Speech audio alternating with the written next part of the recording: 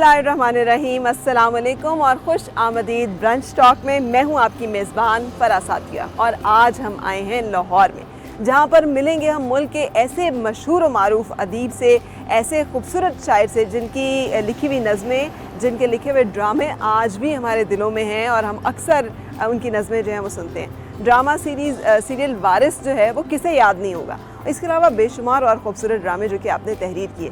आज हम मिलेंगे उर्दू अदब की मायनाज शख्सियत और नाम अमजद इस्लाम अमजद साहब से, जिन्हें सितारा इम्तियाज़, प्राइड ऑफ परफॉर्मेंस और रिसेंटली तुर्की में इंटरनेशनल लिटरेचर का एक बहुत बड़ा अवार्ड जो है वो आपके हिस्से में आया है। तो आइए चलते हैं और मिलते हैं जनाब अमजद इस्लाम अमजद साहब से।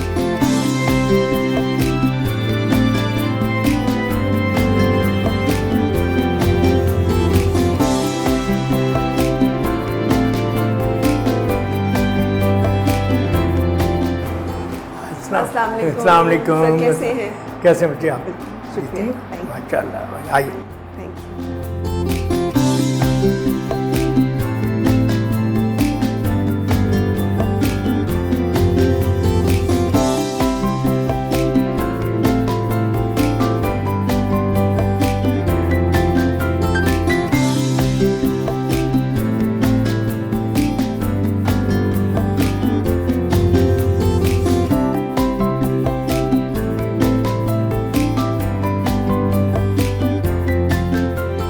कहाँ गायब हो गए आप? हमसे कोई गलती होगी, कोई नाराज़गी है कि अब ना आपके कॉलम्स हम पढ़ते हैं ना फिर आपकी कोई ड्रामे हम देखते हैं? नहीं बच्चे, कॉलम तो आ रहे हैं मेरे एक्सप्रेस में, हफ्ते में दो ही लिखता हूँ मैं।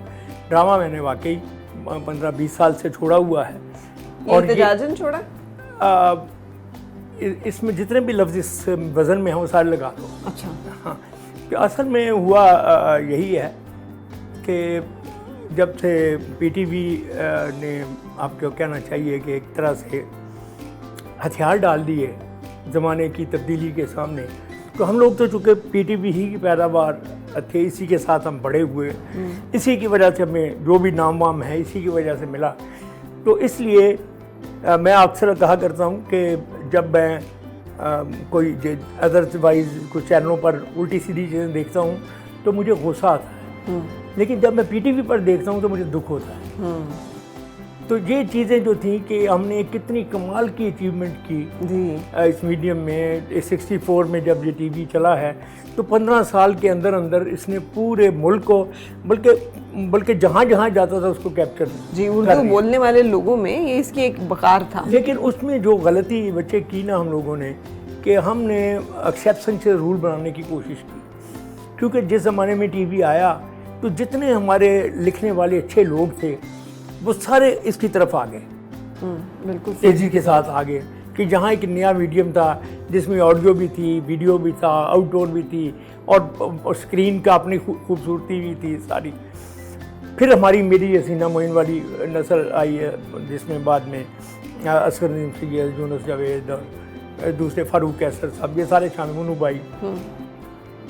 तो इन लोगों ने भी उनके सफ़र को आगे बढ़ाया और जो नई टेक्नोलॉजी आई, वैसे कलर टीवी जब आया तो इन लोगों ने उसको लेकर वो ड्रामे को आगे चले। लेकिन उसके बाद से ना हमने किसी की तरबियत की कोशिश की है कि अब ज़ाहिर है इन राइटरों ने सारी उम्र तो नहीं रहना, अभी शायद इनका भी वक्त आता है। तो एक तो हमने वो उनको प्रोड्यूस नहीं किया, उनको ट्रेन नहीं किया। दूसरी जो ख़राबी हमने की है वो शायद ये है कि हमें जो टीवी पे एकेडमी बनानी चाहिए थी उसमें हम प्रोड्यूसर्स को भी ट्रेन करते, क्योंकि बाद में हमने देखा है कि 80s के बाद से जो प्रोड्यूसर्स की भर्ती हुई है उसमें उनका टीवी के लिए जो रेलेवेंट होना है, हाँ, वो बहुत कम क्राइटेरिया था, किसी और वजह से ये लोग आ गए। अच्छा सर, थोड़ा बहुत पीछे से शुरू करते हैं। माशाल्लाह, पैदाइश 1944, पाकिस्तान बनते देखा तो याद में नहीं होगा, इर्द गिर्द बन रहा था। अच्छा, तो कुछ उस हवाले से यादें हैं उस वक्त की, दौर की और आपके बचपन की, कि ये जो हमने आज एक शख्सियत देखी है ये बचपन से ही इसकी बुनियाद रखी गई थी? हाँ, नहीं, मेरा ख्याल है बच्चा होता ऐसे ही है। बहुत एक्सेप्शनल केसेस से कता नज़र आप में जो जौहर होता है ना, वो बचपन ही में किसी न किसी शक्ल में इजहार करना शुरू कर देता है ठीक है। आमतौर पर। और अगर आपको ऐसे टीचर्स मिलें, ऐसे माँ बाप मिलें, ऐसा माहौल मिले जो कि आपकी उस हिडन जो आपके अंदर खूबी है उसको प्रमोट करे या उसको कैसे आगे। पता चला था आपको कि पेन कलम जो है और नज़्म जो है और हाँ, ये इज़हार जो है ये मेरी खूबी है? ये मैंने कई दफ़ा इसका बताया। मुस्लिम मॉडल हाई स्कूल में हम पढ़ते थे, तो वहाँ बज़्म अदब का एक पीरियड होता था, तकरीबन हर स्कूल में होता था। आप अंदाज़ा करें कि किसी भी स्कूल में शायद जी ये पीरियड नहीं होता, इसलिए बच्चों को पता भी नहीं चलता अदब। तो उस बज़्म अदब में मैं कोई कहानियाँ वगैरह सुनाया करता था, कोई और चीज़ें। तो मेरे टीचर्स जो थे उन्होंने महसूस किया कि भाई ये बच्चा लिखने में थोड़ा सा रवां है, शेर वज़न में पढ़ता है। अच्छा। तो उन्होंने मुझे इतना इनकरेज किया कि मुझे 9th क्लास में स्कूल के रसाले का एडिटर बना दिया। अच्छा। अब उस ज़माने में मुझे ये भी पता नहीं था कि एडिटर करता क्या है, इसका काम क्या। मगर मैं कहना ये चाहता हूँ कि ये जो इनकरेजमेंट मिलती है जी। और आपको जो अपने इर्द गिर्द के जो बड़े हैं उनसे जब ये एक तरह की एप्रिसिएशन मिलती है तो फिर आपके अंदर उस चीज़ को आगे बढ़ाने का जज्बा पैदा होता है। कि मसलन मिसाल के तौर पे मैंने आज एक पेंटिंग की है और 4 आदमियों ने वाह वाह किया है, तो मेरा जी चाहेगा कि मैं अगली और पेंटिंग बनाऊं ताकि 4 से ज़्यादा। तो हमारे साथ भी बिल्कुल यही हुआ। ठीक है। उस ज़माने में कोई एकेडमी नहीं थी, कोई तरीका नहीं था जिसमें ये जो परफॉर्मिंग आर्ट्स हैं इनको सिखाया या पढ़ाया जाता हो। लोग देख देख कर ही राइटर भी बनते थे, एक्टर भी बनते थे। आप किसी को देखते थे, आप किसी को फॉलो करते थे? कोई आपके पसंदीदा शायर या नसर निगारी में? नहीं, शायर तो डेफिनेट थी। इत्तेफाक ऐसा है बच्चे कि हम लोग जब आए ना कॉलेजों में, तो ये था अर्ली 60s का ज़माना। ठीक। उस ज़माने में रशियन लिटरेचर जो है वो पहली दफ़ा उर्दू में हम तक पहुंचा शुरू, और बहुत सस्ती सस्ती किताबें में छापी। उससे ये हुआ कि हमारी नस्ल शायद पहली नस्ल थी कि जिसको ये पता चला कि दुनिया में बरतानिया के अलावा भी कुछ है। ठीक है। अंग्रेज़ी के अलावा भी दुनिया है जी। तो उससे पहले तो पता, क्योंकि हम ब्रिटिश इंडिया थे, जो वो दिखाते थे हम देखते थे, जो पढ़ाते थे हम वो पढ़ते थे। तो इससे ये जो एक वेरिएशन आई कि आपके पास एक और तीसरा, हम लोग चूँकि एक ख़ास मजहबी तो वो ऑलरेडी हमारे पास था। तो अब हमारे पास 3 चॉइसेस हो गई। एक हमारा मज़हब का रेफरेंस है, एक वो जो ब्रिटिश इंडिया में जो हमारी ग्रोथ हुई उसका था, और तीसरा जो एक नई दुनिया बन रही थी। फिर मैंने एक अच्छा काम जो किया, जो मैं सब नौजवानों को भी कहता हूँ, वो है कि जितना ज़्यादा आप पढ़ेंगे, राइट, जितना अच्छा पढ़ेंगे उतना अच्छा लिखेंगे। तो मुझे क्लासिक्स से बहुत प्यार था, मैं शुरू से ही क्लासिक्स को बहुत, और फिर इत्तेफाक से मैं भी गया और इंटर कॉलेज में एमए उर्दू किया मैंने, उसकी वजह से और ज़्यादा वो कुर्बत हो गई। तो वो जो क्लासिक्स को मैंने पढ़ा, तो उन्होंने जो मेरे अंदर का शायर था उसकी बहुत तरबियत की। ठीक है। तो जब आप डीप डाउन इनको पढ़ते हो तो फिर आपके अंदर एक आपकी राय जिसको कहते हैं वो मुस्तहकम होती है। ठीक है। मतलब मैं ये समझता हूँ, मैं आज तक मैं नसरी नज़्म में इत्तेफाक नहीं कर सका। अच्छा, लेकिन का काम इतना ज़्यादा उसमें? बिल्कुल है, लेकिन क्योंकि मेरा एक ज़ाती नज़रिया ये है कि पोइट्री और नसर को जो चीज़ डिस्टिंग्विश करती है वो है ही मौसीकियत। मेरी जो नस्ल थी उस ज़माने में आज़ाद नज़्म, जिसको हम फ्रीवर्स कहते हैं, ये आगे आ रही थी। रूम राशिद आ रहे थे, फैज़ साहब आए, मजीद अमजद आए, अख्तर जाफरी आए। तो ये लोग, तो इन लोगों के दरमियान से मेरे अंदर भी जो एक फ्री वर्स में लिखने का, लेकिन वो जो मौसीकियत थी, जो मैंने सीखा ये काम कि शायरी में मौसीकियत, जब तक एक लफ्ज़ कानों को अच्छा नहीं लगेगा वो शायद आपकी आंखों और दिमाग को भी अच्छा ठीक है नहीं लगेगा। तो वो फिर आगे चलकर मेरे लिए उसकी बड़ी सहूलत हो गई कि अब मैं कभी मुशायरों में जाता हूँ तो मैं कोई नज़्म शुरू करता हूँ तो आज ही नज़्म बाकी के लोग पढ़ देते हैं।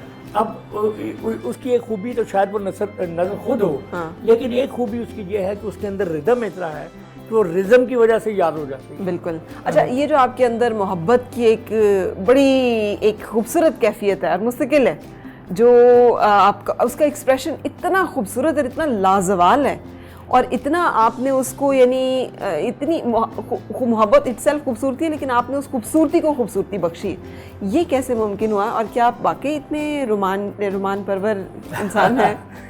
बड़ा अच्छा तुमने लफ्ज़ इस्तेमाल किया। देखिए, रोमांटिक होने के लिए ना हमने उसको महदूद कर दिया है कि औरत और मर्द एक दूसरे के बारे में रोमांटिक होते हैं और इसी को रोमांस कहते हैं। ये रोमांस की एक किस्म है, ये टोटल रोमांटिसिज्म ये नहीं है। तो चीज़ों को ऐसी शक्ल में देखना कि जहाँ वो पहले से ज़्यादा खूबसूरत दिखाई दें, खूबसूरत हों, आपके दिल को टच करें, तो ये भी उस रोमांटिसिज्म की उसमें हद में अंदर में आ जाता है। फिर ये रोमांटिसिज्म आपका नज़रियात के साथ हो सकता है, पर्सनैलिटीज़ के साथ हो सकता है, और तो ये एक बेसिकली रवैया है। मेरी जो नौजवानी के ज़माने की नज़में हैं, ज़ाहिर है कि जो मेरी उम्र थी उस वक्त, उसमें वो जो ऑपोजिट सेक्स होती है वो ज़्यादा अट्रैक्ट करती है उम्र में, चूँकि आदमी आप नए नए जवान हो रहे होते हैं। तो उस वक्त की शायरी में तो मोहब्बत जो है वो बिलाशुबा एक ख़ास अंदाज में आती है, लेकिन मैंने उसको आगे ज़िंदगी के साथ साथ जी कोशिश की है कि मैं उसकी नई जहतें भी तलाश करूँ, सिर्फ वहीं अटक कर ना रह जाऊँ। हाँ। तो वो चूँकि मोहब्बत के बारे में ये मेरा रवैया एक तरह से मेरे अंदर के जिसको कहना चाहिए इंसान है, उसके साथ कमिटमेंट हो गई। ठीक है। तो मैं जो भी काम करूं, जो भी सोचूं, वो कहीं ना कहीं मेरे साथ रहती है। इसीलिए वो जो मैंने अपनी 3 लाइनों की नज़्म लिखी थी कि मोहब्बत ऐसा दरिया है कि बारिश लूट भी जाए तो पानी कम नहीं होता। वाह। और ये इससे ज़्यादा मोहब्बत की खूबसूरत डेफिनेशन आज तक मुकम्मल है ही आई सामने आई। मैं इसकी जो मुझे आपको अच्छी मैं बात बताऊं, 76 में अशफाक साहब ने शुरू किया एक मोहब्बत सौ अफसाने। मैं उस वक्त बिल्कुल अनिशल बहुत लड़का सा था, यानी मुझे सिवाय अपने तालिब इल्मों वगैरह के हल्के के बहुत कम लोग जानते थे, लेकिन अशफाक साहब को थोड़ा सा मेरी शायरी की थी, तो उन्होंने मुझसे उसका थीम सॉन्ग लिखवाया, जो भी कुछ है मोहब्बत का फैलाव। अब हालांकि उस वक्त अगर फैज साहब भी जिंदा थे, कासिम साहब, मुनीर नियाज़ी, अहमद फराद, जिसका नाम लें, तो अशफाक साहब जिस किसी को भी कहते हैं वो लिखने में खुशी महसूस करता है। लेकिन ये इन बुज़ुर्गों की जिसको कहना चाहिए अज़मत थी कि उन्होंने एक ऐसे लड़के को इंतखाब किया जिसके बारे में वो समझते थे कि ये केपेबल है ये काम करने का। तो ये जो बुज़ुर्ग नस्ल की जो हौसला अफजाई थी ना, ये मैं समझता हूँ कि हमारी नस्ल बड़ी खुशबख्त थी, बड़ी खुशनसीब थी कि हमें वो बहुत हद तक वो बहुत मिली वो चीज़ें। आपने भी आगे आने वाली नस्लों को मैं कोशिश तो करते हैं, लेकिन प्रॉब्लम ये है कि ये देखो बेटा, ताली 2 हाथों से बजती है। अब ये नहीं मुमकिन है कि आप एक जगह पर, अब मेरे पास कुछ सीखने के लिए आएगा, जैसे हम जो जाते थे, तो तभी वो अमल मुकम्मल होगा ना। अब आजकल का बच्चा जो है उसको तो बेचारे को हमने 8वीं जमात तक वो उर्दू में अपना नाम नहीं लिख सकता, तो वो क्या शायरी पढ़ेगा या देखेगा या, तो ये है चीज़ कि वो कम हो गई है बहुत। लेकिन अब भी जब भी कोई अच्छा शायर, शायरी का शौकीन मेरे पास आता है और मुझे लगे कि इसमें टैलेंट है, तो मैं ज़रूर कोशिश करता हूँ कि जिस तरह मेरे बुज़ुर्गों ने मेरी हौसला अफजाई की थी, मैं भी उसकी करता हूँ। ठीक है। अच्छा सर, ड्रामों से जो दूरी है आपके जो मौज़ूआत थे, इतने खूबसूरत माशरती आपने, सियासी आपने, उसमें आप कह लें मजहबी कल्चरल जो इश्यूज़ हैं उनको आपने रेज़ किया, मोहब्बत भी थी उसमें रिश्तों की बुनत भी थी, उसमें हमारा अपना ये माशरा, हमारे अपने सहन, हमारे अपने घर दिखाई देते थे। तो ये आपके ज़माने में क्या सास बहू नहीं थी, उनकी लड़ाइयाँ नहीं होती थी क्या? ये एक्स्ट्रा मैरिटल अफेयर्स नहीं होते थे क्या? ये मामलात नहीं थे जो आपने कभी उन पर कलम नहीं उठाया? देखो, तुमने इनफैक्ट अपनी बात में ही जवाब भी इसका दे दिया है। बात यह है, देखो बच्चा, कि जो खैर और शर है ना, ये अल्लाह ताला ने दोनों को पैदा किया हुआ है, शैतान भी उसी का बनाया हुआ है। इसी तरह हम इंसानों के अंदर भी अच्छे और बुरे चीज़ों में आपस में कशमकश रहती है। जो सोसाइटी जो है वो अच्छाई को प्रमोट करती है, उसमें उसका जो बैलेंस है उसका टिल्ट अच्छाई की तरफ हो जाता है, ख़त्म नहीं होती बुराई लेकिन भलाई।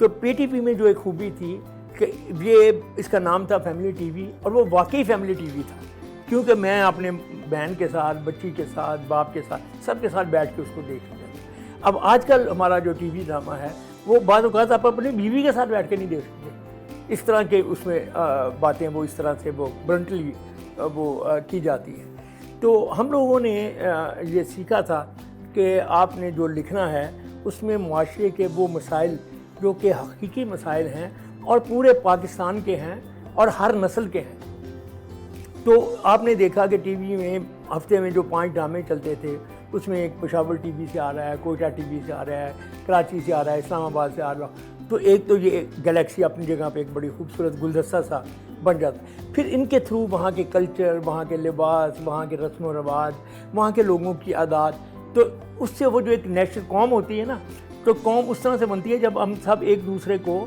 जानते और समझते हैं जी। तो पीटीवी का ये बहुत बड़ा रोल था कि उसके ड्रामों और प्रोग्रामों की शक्ल में हमारी कौम आपस में एक दूसरे को के करीब जी आ रही जुड़े हुए थे। जुड़े। अब हमने क्या किया कि उस सारी जो 10 खिड़कियाँ फर्ज करें खुली हुई थी, तो हमने 9 खिड़कियाँ बंद करके एक खिड़की खोल ली है, जिसमें आप जैसे बता रहे हो कि एक्स्ट्रा मैरिटल रिलेशंस हैं और अजीब। क्यों? इसलिए कि ऑडियंस होती है ना बच्चा, आम तौर पर अगर आप देखो कि मैंने पहले भी कहीं कहा है कि तमाशाई और तमाशबीन में एक फ़र्क होता है। टीवी जो है वो तमाशाइयों को यानी व्यूअर्स को केटर करता था। ठीक। हमारे जो नए जो चैनल हैं ये तमाशबीनों को केटर करते हैं। फ़र्क सिर्फ ये होता है कि तमाशाई वो कुछ देखता है जो मैं दिखाता हूँ, तमाशबीन वो देखता है जो वो देखना चाहता है। ठीक है। अब जब 70% लोगों का जो ज़हनी सतह है वो बहुत पस्त हो, जैसे कि हमारी सोसाइटी में है, 40% बच्चे स्कूलों में नहीं जाते, घरों में रहने वाली औरतें जो हैं बेचारी, उनके पास कोई हॉबी फ्रस्ट्रेशन के अलावा नहीं है, तो आप उनके अंदर जो एक सिफली या एक यानी दबा हुआ गुस्सा, गम और ज़िंदगी की कुछ उलझने हैं, आप उनको एक ख़ास रास्ते पे ले जाते हैं और वहाँ उसका कैथारसिस करते हैं। ठीक है। मगर ये कैथारसिस बड़ा खौफनाक है कि हमने सारी बुरी चीज़ें ही उठा ली हैं जहाँ से उनका कैथारसिस होता है। ये कैसे हुआ कि हमारे अंदर ये शऊर जो है ये नहीं आ सका? उस ज़माने में रेटिंग्स नहीं होती थी क्या? लेकिन ड्रामे जब लगते थे तो बंद हो जाता था, सब कुछ लोग देखते थे। आज हमारा ज़ौक़ और मयार इतना पस्त क्यों हो गया कि हम तमाशाई से तमाशबीन बन गए? अब देखो ना बच्चे, बात यही है कि जो कुव्वतें मुआशरे को कंट्रोल करती हैं, अब बदकिस्मती से ये जो सो कॉल्ड ग्लोबल विलेज हम जिसको कहते हैं, मेरी समझने में तो ये ग्लोबल विलेज आता नहीं है, इसलिए कि अगर एक मेहनत कश जो है वो ग्लोबल विलेज के बगैर मेहनत कश था और ग्लोबल विलेज बनने के बाद भी तो उसको क्या फ़र्क पड़ता है भाई, आपने ग्लोबल विलेज बनाया कि नहीं बनाया, वो बेचारा तो अपनी जगह, उसकी ज़िंदगी में तो कोई क्वालिटेटिव चेंज आ नहीं रही है। तो हम लोगों ने जो जिस अमल से गुजरे हैं, तो मेरी कोशिश होती थी कि हर जो है अपना ड्रामा उसमें कोई एक इशू लेकर उस इशू पर पढ़ा भी जाए, जो अंदर मालूमात हैं वो भी ली जाएं, और उसके बाद किसी ऐसी कहानी को चूज़ किया जाए जिसमें वो चीज़ें पूरी अच्छी तरह से सेट होने का उनका, तो वो मैंने कोशिश की और लोगों ने उसको पसंद किया। अब हम चूँकि अच्छी चीज़ दिखाते थे तो लोग अच्छी चीज़ को पसंद करने वाले लोग ज़्यादा। अब जब आपने उसकी जगह दूसरी चीज़ें दिखाना शुरू की, तो वो जो एक ख़ास एलिमेंट था मुआशरे का, जो मुआशरे की तामीर में हिस्सा लेता है, उसने देखना बंद कर दिया। ये आपको अपने कारी में भी महसूस होता है? आपके किताबें पढ़ने वाले या आपके शायरी सुनने वाले लोग जो हैं, वहाँ पर भी आपको ये इनतात और वहाँ भी है, बिल्कुल है, लेकिन वहाँ थोड़ी सी नोयत मुख्तलिफ है। देखिए ना, टीवी स्क्रीन जो है उस पर मेरा कॉन्टैक्ट जो है वो कई करोड़ लोगों से है, किताब से जो मेरा कॉन्ट्रैक्ट है वो चंद हज़ार लोगों तक है, और ये सिलेक्टेड लोग हैं, यानी उस फील्ड के लोग हैं, अदब से ताल्लुक़ रखने वाले लोग हैं, तो उनकी तादाद डेफिनेटली कम हुई है। किताबें बज़ाहिर बहुत कम हुई हैं छपनी, लेकिन अगर गौर करें आप तो जो क्रिएटिव आर्ट है उसमें कमी नहीं आई। अच्छा, ये इतने माशाल्लाह से अवार्ड्स हैं, सामने भी ये आपके ग्रेजुएट अवार्ड्स, तो मेरा ख्याल है ये 16 ग्रेजुएट अवार्ड कम ही कोई होगा जिससे नदीम साहब ने मुझे याद था एक दफ़ा, तो उन्होंने कहा था कि इसका नाम है पोस्ट ग्रेजुएट रख लो, तो ये 16 हो गए। बिल्कुल। और यहाँ पे ये तुर्की से अभी आपको 2019 में जो एक इंटरनेशनल लिटरेचर पे अवार्ड मिला, ये पाकिस्तान के लिए भी बड़ा प्रेस्टिजियस एक जी बिल्कुल, इसलिए कि अब देखें कि फैज़ साहब का जो लेनिन प्राइज़ था, उसके बाद से हमारा किसी अदीब को कोई इंटरनेशनल रिकग्निशन अवार्ड की शक्ल में नहीं मिली। वैसे तो मिली है किताबों की शक्ल में और चीज़ों की शक्ल में, तो ये मैं समझता हूँ कि हम सब पाकिस्तान के लिए भी एक बड़ी, वैसे भी तुर्की के साथ हमारा रिलेशन भी निस्बतन बहुत ज़्यादा गहरा है। अच्छा, मुतमईन है अपनी ज़िंदगी से, क्योंकि आपने एक बड़ी स्ट्रगल की, एक बड़ी जैसे जद्दोजहद की ज़िंदगी आपकी, एक राइटर के तौर पे भी और एक सेल्फ मेड इंसान के तौर पे, एक दरमियानी मुतवसत तबके से आने वाला शख्स जो कि दुनिया में अपनी जगह बनाता जी है। बिल्कुल। नहीं, अल्लाह का, God has been very kind to me. अल्लाह ने बड़ी मेरे पे मेहरबानियाँ की हैं। हम सब गरीबों के बच्चे थे। हमें आजकल की ये जो सहूलतें हैं, ये शायद हम अपने बचपन में सोच भी नहीं सकते थे। तो ये अल्लाह की बड़ी रहमत। लेकिन प्रॉब्लम यह है भला कि एक मेरी ज़ाती ज़िंदगी है जी, उसमें तो मैंने मेहनत की, अल्लाह ने मुझे शायद मेरी मेहनत से ज़्यादा अजर मुझे दे दिया, लेकिन मेरा मुआशरा जो है वो उस तरह से ऊपर नहीं उठ रहा जैसे उसको उठना चाहिए। क्योंकि मेरा पूरा ईमान है कि पाकिस्तानी मुआशरे में या पाकिस्तानी कौम में टैलेंट की कमी नहीं है। मुझे बहुत दुनिया में जाना पड़ता है, मुख्तलिफ जगहों पे मैं गया, आज सारी दुनिया मैंने घूमी है। जिस जगह भी पाकिस्तानी हैं वो बहुत कमाल का था। अब अमेरिका की आप ले लो, अमेरिका में एक डॉक्टरों की है एसोसिएशन अपना, मैं अभी जुलाई में उनके एक फंक्शन में जा भी रहा हूँ। अब इन लोगों ने वहाँ अमेरिका में दुनिया भर के बेहतरीन डॉक्टर जो हैं उनको अवेलेबल हैं जी। अब वहाँ जाके पाकिस्तानी डॉक्टर जो हैं वो जो उनकी पहली फर्स्ट लाइन आती है टॉप लाइनों में, उनमें मुझे बताया गया कि 7% सिर्फ पाकिस्तानी, पूरी दुनिया जो में मिला के। तो ये ऐसी अचीवमेंट है इन लोगों ने, जब अपॉर्चुनिटी मिली तो जब उन्होंने अपॉर्चुनिटी साबित मिलती किया। है बहुत करते हैं, लेकिन वो हम प्रोवाइड अपने बच्चों को नहीं करते हैं। फिर सबसे ज़्यादा ख़राबी जो है ये हमारे करिकुलम में है, क्योंकि मैं नहीं समझता कि दुनिया में कोई भी कौम जो है किसी दूसरी ज़बान में तरक्की कर सकती है। किसी दूसरी ज़बान को जानना सीखना बहुत अच्छी बात है। अंग्रेज़ी को जानना हमारे लिए इसलिए भी ज़रूरी है कि हमारी हिस्ट्री में 150 साल अंग्रेज़ की गुलामी के गुजरे हैं, तो उसकी वजह से अंग्रेज़ी हमसे ज़्यादा नज़दीक है। अगर फ़र्ज़ करें हम लीबिया में होते तो शायद फ्रेंच हमारे लिए यहाँ होती, तो ये अंग्रेज़ी का एक खिड़की हमारे लिए खुल गई। लेकिन ये खिड़की खुली है बाहर की दुनिया के साथ राब्ते के लिए, हमने इसको अंदर की तरफ खोल लिया है। हाँ जी। क्लास 1 में बच्चे को अंग्रेज़ी में दीनजात पढ़ा रहे हैं, तो इसकी क्या तो क्या मेरी तो समझ में आज तक, तो अंग्रेज़ी को एज ए लैंग्वेज ज़रूर पढ़ाएं, ठीक है, मगर as a medium of instruction इसको स्कूल के लेवल पर नहीं होना चाहिए। नहीं होना चाहिए, ये आपकी बिल्कुल सही। प्राइमरी में तो मैं समझता हूँ कि आपके जो मादरी ज़बान है उस इलाके की बच्चों की, उसमें भी अगर टीचर पढ़ाता है तो वो भी ठीक है, ठीक है, वरना अपनी उर्दू में उसको पढ़ाएं। फिर जो जो बच्चे आगे चलते जाते हैं, बड़े होकर वो ऐसे एरिया में आ जाते हैं जो इंटरनेशनल है, वहाँ बेशक आप अंग्रेज़ी को बिल्कुल आगे लाएं और रखें। लेकिन एक बात याद रखें, दुनिया में कोई आदमी उस वक्त तक इंटरनेशनल नहीं हो सकता जब तक वो नेशनल ना हो। बिल्कुल बिल्कुल तो सही। नेशनल हमें पहले बनाना है, वो बनेगा तो इंटरनेशनल बनेगा ना। उसको बाईपास करके हम अगर इंटरनेशनल बनाएंगे तो उसकी कोई शक्ल नहीं। बिल्कुल सही। हम कंटिन्यू करेंगे और बहुत सारा खूबसूरत कलाम जो है उसकी भी सर से दरख्वास्त करेंगे, लेकिन उससे पहले एक ब्रेक के लिए रुकते हैं। ब्रंच टॉक में स्टे विद अस।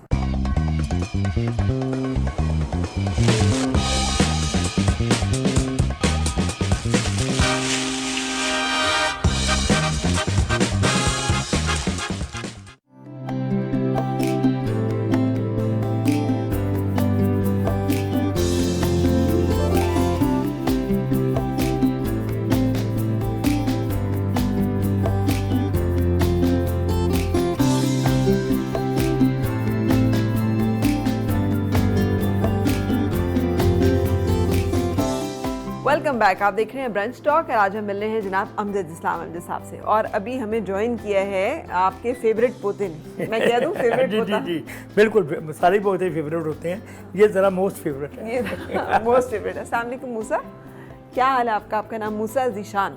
मैं ठीक हूँ और आज बस यहाँ पे ऐसे ही शॉर्ट्स लेके आया हूँ।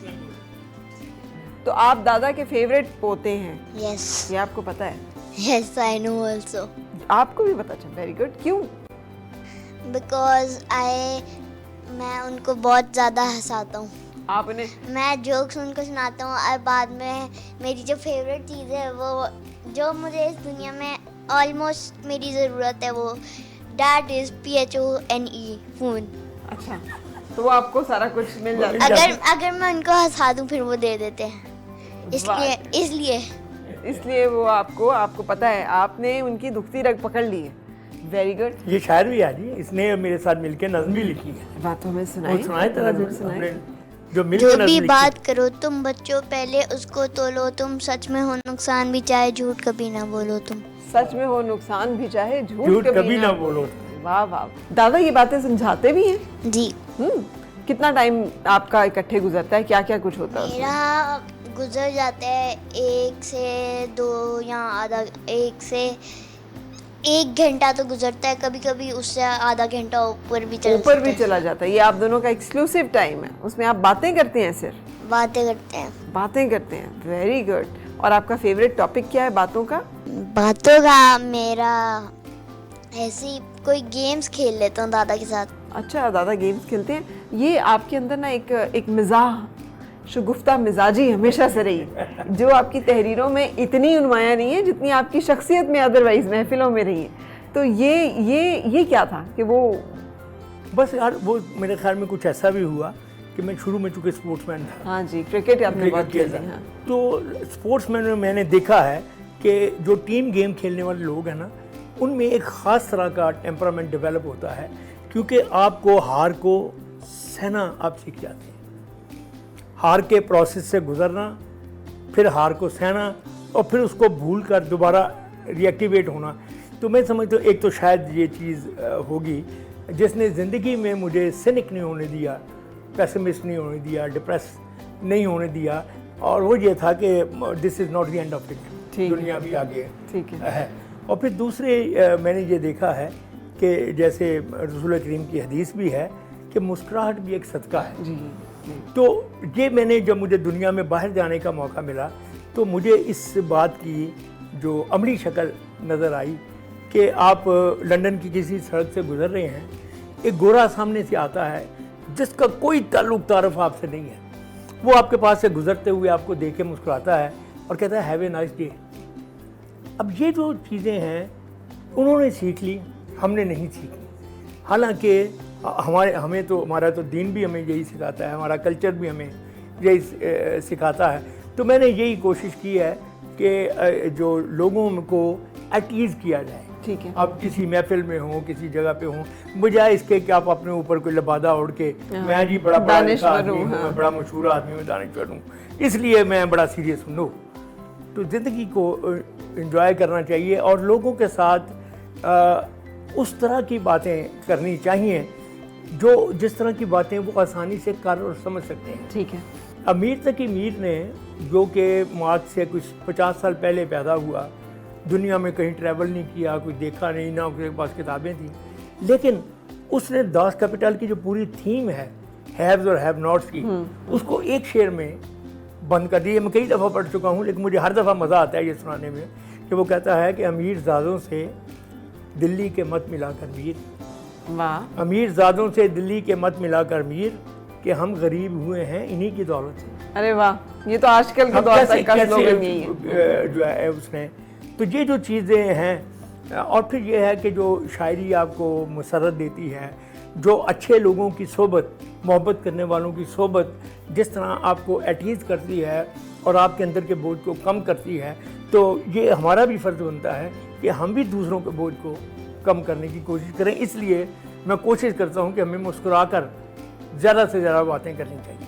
अच्छा, तो ये जो एक उर्दू साइंस बोर्ड के साथ आपका रहा ताल्लुक, जी। उसमें आपने इतना कंट्रीब्यूट किया और उसके लिए कोशिश की, आपको नहीं लगता कि वहाँ पे भी कोशिशें और काविशें उस तरह बावर नहीं हुई जिस तरह से कि शायद होनी चाहिए? जी हाँ, वो हमारे पूरी सोसाइटी का अलमिया है, लेकिन मैं समझता हूँ कि मैंने जो 25 साल पढ़ाया है, शायद वो मेरी ज़िंदगी का सबसे बेहतर अच्छा, था। बेटर देन ये जो आपकी किताबें? नहीं, वो इसलिए मैं अर्ज करता हूँ कि हर साल आपको एक नए नौजवान का नस्ल का चेहरा देखने को मिलता है, और उसकी तो इससे यह इनडायरेक्टली आपके अंदर का जो एक जवान आदमी है वो बूढ़ा नहीं होता। अच्छा, ये एक बड़ी फिर दूसरी इसकी जो खूबी है कि स्टूडेंट से ज़्यादा मोहब्बत करने वाली दुनिया में कोई मखलूक नहीं है। दुनिया में जहाँ जाता हूँ, आप यकीन करें, अक्सर औकात कहीं ना कहीं मुझे कोई एक सीरियस सा बुजुर्ग सा आदमी मिलेगा और मुझे कहा सर मैं आपका स्टूडेंट हुआ। अच्छा, तो वो जो खुशी होती है अपने शागिर्दों को दुनिया में कामयाब देखकर, अपने वतन के हवाले से भी और अपनी ज़ात के हवाले से भी, कि यार इस कामयाबी में शायद कोई 1-8% मुझे भी हिस्सा डालने का मौका मिल गया, तो ये अल्लाह की अनायत है। और फिर वो जो पे बैक करते हैं, जितनी मोहब्बत से आपके शागिर्द सारी ज़िंदगी आपको याद रखते हैं, उस मोहब्बत, वो एक बड़ी कमाल की मोहब्बत है। ठीक है। अच्छा, गैर शायराना मिजाज रखा है आपने हमेशा। आपका जो आदतें और जो आपका अंदाज़ और अतवार था ज़िंदगी को देखने का, वो बड़ा प्रेगमेटिक और बड़ा रियलिस्टिक था। उसमें कहीं शायराना कोई मफरूज़ा या कोई चीज़ जो है वो हावी नहीं हुई। आपने इन दोनों को, ज़िंदगी को और अदब को बहुत अलग तरह से लेके चले। असल में देखो ना, असल में बड़ी अच्छी तुमने बात की। बात ये है कि अल्लामा इकबाल से पहले तक का जो दौर है 19वीं सदी तक, उसमें होल टाइम शायर होते थे जी। यानी शायरी उनका ब्रेड एंड बटर भी था। तो वो 24 घंटे, तो उनकी जो अपनी क्रिएटिविटी है वो एक जगह थी, लेकिन ये एक उनका पूरा लाइफस्टाइल भी था। फिर हमने देखा कि जब चीज़ें बदली, वक्त आगे आया, तो शायरों के लिए खाली शायर रहना मुमकिन नहीं रहा कि अपना घर किस तरह पालेंगे, अपने बच्चों को किस तरह पालेंगे, अपनी शऊर को किस तरह आगे लेकर जाएंगे। तो फिर ये नस्ल पैदा हुई कि जिसमें ये था कि यार कोई ज़िम्मेदारी भी लेनी चाहिए। वरना इससे पहले हमारे ऐसे भी दोस्त हैं, जैसे ये मिसरा है, और हमने शायरी के सिवा कुछ नहीं किया। तो बंदा पूछा भाई क्यों नहीं किया?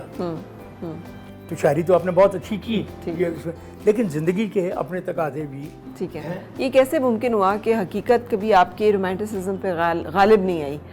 वो आप वहाँ पे आपके अंदर वो तलखी नहीं आ गई जो कि हालात का या हकाइक का सामना करने वाले लोगों इसका ज़्यादा असर मेरे ड्रामों में है। ठीक है। शायरी की नस्बत तो ड्रामों में मैंने कोशिश की है कि मैं रियलिज़म भी दिखाऊं, लेकिन एक बात मेरे ज़हन में बहुत पहले से नक्श हो गई थी कि जो राइटर होता है ये फोटोग्राफर नहीं होता। ठीक। ये पेंटर होता है। राइट। तो फोटोग्राफर चीज़ों को एज इट इज़ दिखा देता है। ये काम आपके न्यूज़ वालों का है। दूसरे लोग हैं ना कि चीज़ों को एज इट इज़ दिखाओ। अगर मैं बतौर राइटर मुआशरे की एक प्रॉब्लम को दिखाता जाता हूँ, लोगों को मज़ीद कंफ्यूज करता हूँ, डिप्रेस करता हूँ, और फिर ड्रामा ख़त्म कर देता हूँ, तो मैंने क्या किया? तो मैं ये समझता हूँ कि जो एक चीज़ों के अंदर कहीं ना कहीं छुपी हुई रोशनी होती है, आपको अपनी बात उस रोशनी पर ख़त्म करनी चाहिए। ठीक है। क्योंकि उस रोशनी के बगैर अगर आप ख़त्म करते हैं तो आप मुआशरे की फ्रस्ट्रेशन में मज़ीद इजाफा कर रहे हैं, कोई बेहतर हल नहीं दे रहे। अच्छा मूसा, कितनी डांट पड़ती है आपको दादा से?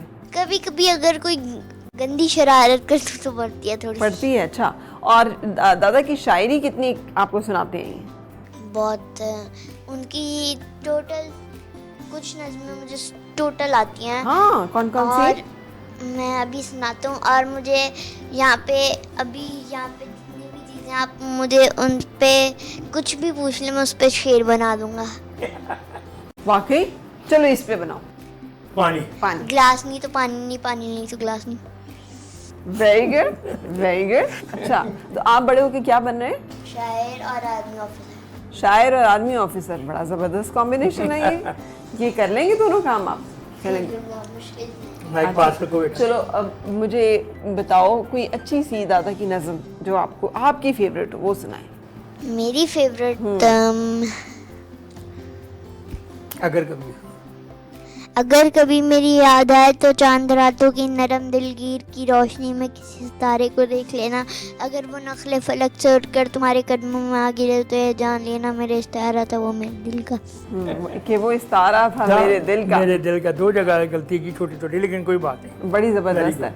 ये लेगेसी को मानते हैं आपके? ये बिल्कुल मैं बड़ा इसका देखो ना, ये जो आज जब जदीद साइंस के जो डिस्कवरीज हैं कि आपके और मेरे अंदर कई हज़ार साल पीछे का जो डीएनए है जी, कल्चर है, तहजीब है, कैरेक्टर्स हैं कहीं, तो मैं अगर देखा जाए तो हम आप जो हैं ये इस जंजीर की एक कड़ी है।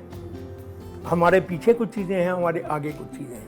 अगर हमारे पीछे से हमें अच्छी चीज़ें मिलती हैं और हम उनको मज़ीद अच्छी चीज़ों में ट्रांसफ़र करते हैं तो चीज़ें बेहतर होती चली जाती हैं।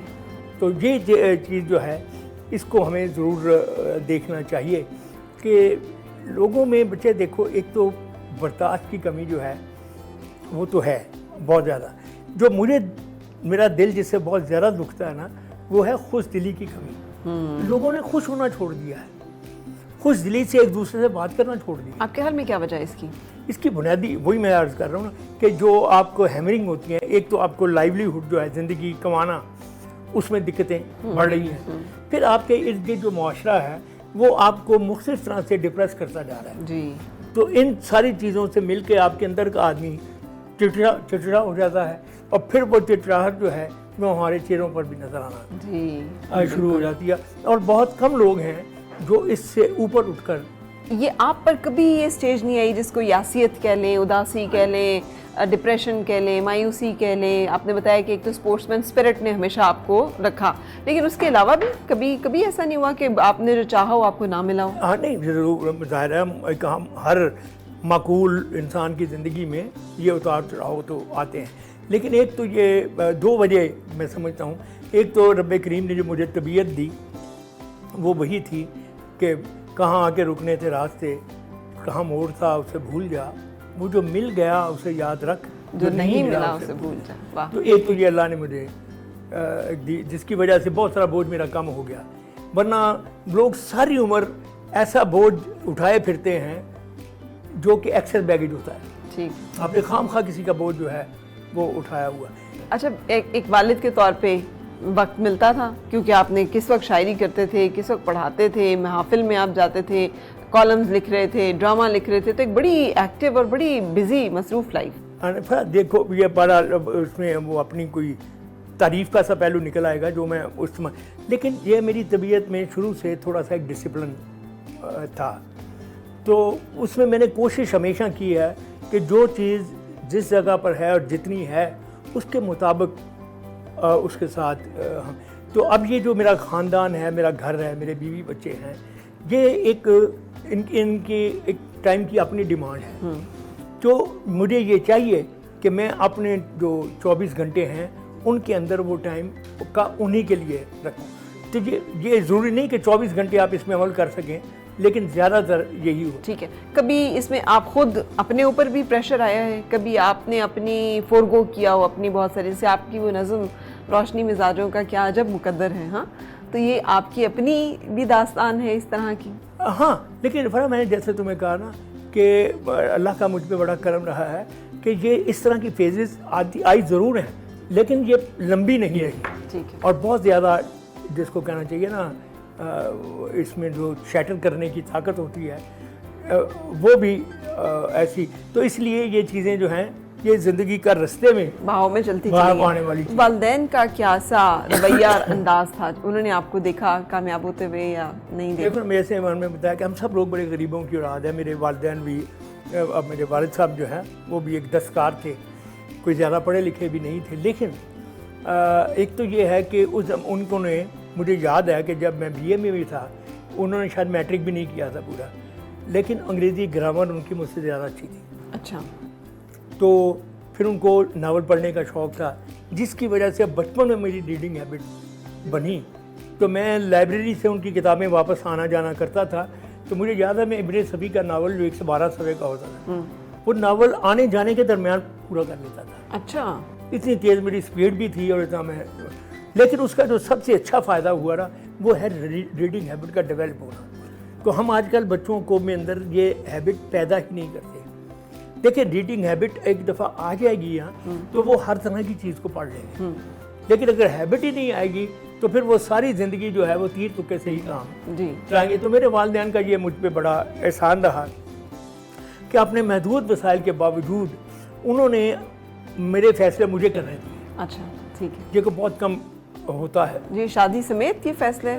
शादी समेत। अच्छा। तो ये सारे फैसले जो है इसमें उन्होंने, मैंने क्या पढ़ना है, मैंने क्या करना है, कैसे, तो वो हमेशा उसके पीछे खड़े रहे। और मैं समझता हूँ कि सारे ही दुनिया के वालिदैन को इस तरह से खड़े होना चाहिए अपने आप भी बच्चों इसी के तरह पीछे। करते हैं कि आप मैंने उनसे यही सीखा और मैं यही प्रैक्टिस करता हूँ। बिल्कुल सही। अच्छा सर, ये नई किताब है आपकी लाइट ऑफ द शैडोज़, ये अंग्रेज़ी तर्जुमा आपकी तमाम मुंतखब नज़मों का? हाँ, ये असल में ये किताब जो है ये असल में 3 किताबों का मजमूआ है। ठीक है। डॉक्टर बेदार बख्त हैं कनाडा में, he is a bridge engineer, he is an Indian basically, लेकिन 50-60 साल से वही है। तो उनको शौक़ है उन्होंने इंडियन बड़े अच्छे शायरों के भी तर्जमे किए हैं, हमारे भी परवीन के तर्जमे किए, कासमी साहब के, मुनीर न्याज़ी के। तो मेरी नज़मों के वे पिछले 34 साल से वो तर्जमे कर रहे हैं। तो ये किताब जो है ये 34 साल में मुकम्मल इस शक्ल में हुई है। अच्छा। इससे पहले ये in the last days of autumn और शिफ्टिंग सैंड के नाम थे, महदूद इसके वर्जन आए हैं। लेकिन अब ये है कि इसमें मेरी जो आने वाली किताब है उसमें भी कुछ चीज़ें इसमें शामिल हैं। ठीक है। तो इसलिए मैं ये समझता हूँ कि ये बड़ी, और लेकिन बच्चे जो बात मैं कहना चाहता हूँ ना आपसे वो ये है कि चले मेरे तो हो गए तर्जमे, मुझे टीवी या दूसरी जगह से और भी बहुत पुश मिलती रहती है, लेकिन हमारे बहुत से लाजवाब बड़े भी और आजकल के भी लिखने वाले हैं जिनको दुनिया नहीं जानती, इसलिए कि हम तर्जमा नहीं करते। दुनिया में जितनी कौमें हैं अब देखो कि वो तर्जमे के ज़रिए से, हमारे पास चिली का लिखने वाला, ब्राज़ील का लिखने वाला जो है, स्पेन में लिखने वाला, उसको हम जानते हैं, अपने लोगों को और अपने इर्द गिर्द के मुल्कों के लोगों को भी नहीं जानते। तो ये चीज़, ये ब्रिज तर्जमा ही बना सकता है, एक्सचेंज ऑफ नॉलेज जो है। तो हमें ये चाहिए कि तर्जमों को हमारी हुकूमत को भी, हमारे अदबी इदारों को भी, हमारे PTV को भी, हमें सबको चाहिए कि ये चीज़ें, PTV ने तो कोशिश की, ये जो ड्रामे हमने एक्सचेंज चलाए तुर्की शुर्की के ड्रामे जो लेकर, लेकिन होना ये ट्रैफिक हमारी बाकी दुनिया के में भी खुली हो रही है। बिल्कुल। अच्छा सर, कोई नई आपकी नज़्म या गज़ल जो है उसकी हम आपसे फरमाइश करेंगे, नई अब जो आपकी आने वाली कोई किताब है। बाकी तो हमने सबको अजबर है आपकी, वही आज जैसे आपने कहा कि आप एक लफ्ज़ पढ़ें तो सब लोग जी मैं देखता हूँ, मेरे ख्याल में इसके ये बच्चा, ये एक नई नज़्म है, उसका आपको मज़ा आएगा इसका। दुनिया भर में जहाँ कहीं हूँ, जिस भी नगर में रहते हूँ, अहले दिल और अहले नज़र की मुश्तरका पहचान यही है। लाख ज़बान पर पहरे हों ये दिल की बातें कह जाते हैं। वाह। लाख ज़बान पर पहरे हों ये दिल की बातें कह जाते हैं। मज़लूमों के गम की सख्ती अपने ऊपर सह जाते हैं। मज़लूमों के गम की सख्ती अपने ऊपर सह जाते हैं। पर ये अच्छे लोग हमेशा दो शहरों में रहते हैं। पर ये अच्छे लोग हमेशा दो शहरों में रहते हैं। इनमें एक तो वो होता है जिसमें उनके रात और दिन भी सबके साथ गुजरते हैं। वाह। उनमें एक तो वो होता है जिनमें उसके रात और दिन भी सबके साथ गुजरते हैं, और दूसरा वो जो उनके दिल में और तसव्वुर में बसता है। वाह वाह वाह। और दूसरा वो जो उनके दिल में और तसव्वुर में बसता है, जिसकी गलियां, लोग और मौसम इस दुनिया में सबसे जुदा है। जिसकी गलियां, लोग और मौसम इस दुनिया में सबसे जुदा हैं। अमन मोहब्बत रस्ते जिसके, सिक्के जिसके मेहरो वफा है। वाह। अमन मोहब्बत रस्ते जिसके, सिक्के जिसके मेहरो वफा है। अनदेखा ये शहर वही है जिसकी खुशबू और फ़ज़ा में ये दीवाने अपने अपने दिल की बातें सुनना कहना चाहते हैं। वाह। अनदेखा ये शहर वही है जिसकी खुशबू और फ़ज़ा में ये दीवाने अपने अपने दिल की बातें सुनना कहना चाहते हैं, और जिसमें मरने की ख्वाहिश में ज़िंदा रहना चाहते हैं। वाह वाह। ये आइडियलिज्म, रोमांटिसिज्म और रियलिज्म के बीच में जो आपने एक ब्रिज बनाया, लेकिन आपने हमें पूरी नहीं सुनाई। आपने पूरी सुना दी? नहीं, जिसमें मरने की ख्वाहिश में ज़िंदा रहना चाहते। सारी दुनिया में आप देखो कि जितने क्रिएटिव लोग होते हैं वो हमेशा अपने शहर के अंदर एक और शहर बसा के जी अपनी अपनी दुनिया होती है। वो tale of two cities Dickens की हो या अब्दुल वहाब बयाती की एक शहर नापैद का मरसिया, तो ये कहीं ना कहीं मुख्तलिफ जगह पे आपको नज़र आती है जब आप एक चीज़ को दो जगह पर देखने की कोशिश करते हैं। चले आपको एक ताज़ा गज़ल के भी दो चार शेर सुना दूँ। आते पल से बेगाना है हम और तुम और वो। आते पल से बेगाना है हम और तुम और वो एक अधूरा अफसाना है हम और तुम और वो। वाह। आते पल से बेगाना है हम और तुम और वो, एक अधूरा अफसाना है हम और तुम वो और वो। हिज्र समुंदर वसल का लम्हा कैसे माप सकें। वाह। हिज्र समुंदर बस का लम्हा कैसे माप सकें। अपना अपना पैमाना है हम और तुम और वो। वाह। अपना अपना पैमाना है हम और तुम और वो, और बाहर बाहर जो भी कुछ है सब है वो बहरूं। वाह, बाहर बाहर जो भी कुछ है सब है वो बहरूप, अंदर से तो वीराना है हम और तुम और वो। वाह, क्या बात। अंदर से तो वीराना है हम और तुम और वो, और सिमटे हैं एक प्यास के अंदर सागर साकी गम। वाह, सिमटे हैं एक प्यास के अंदर सागर साकी गम, यानी पूरा मैं खाना है हम और तुम हम और तुम और वो। वाह, और आखिरी दो शेर हैं कि सूरज सर पर आ जाए तो फर्क नहीं पड़ता, सूरज सर पर आ जाए तो फर्क नहीं पड़ता, शम्मा हैं या परवाना हैं हम और तुम और वो। और आखिरी बात है, फिर भी है एक बात जो अमजद दिल तक है महदूद। वाह, फिर भी है एक बात जो अमजद दिल तक है महदूद, मिलते यूं तो रोज़ाना है हम और तुम और वो। वाह, क्या बात है। Thank you very much sir, बहुत शुक्रिया वक्त देने का। और इजाज़त देंगे आपसे भी ब्रंच टॉक में मुलाकात होगी किसी और मेहमान शख्सियत के साथ। इजाज़त दीजिए फराह सादिया को, अल्लाह हाफिज़।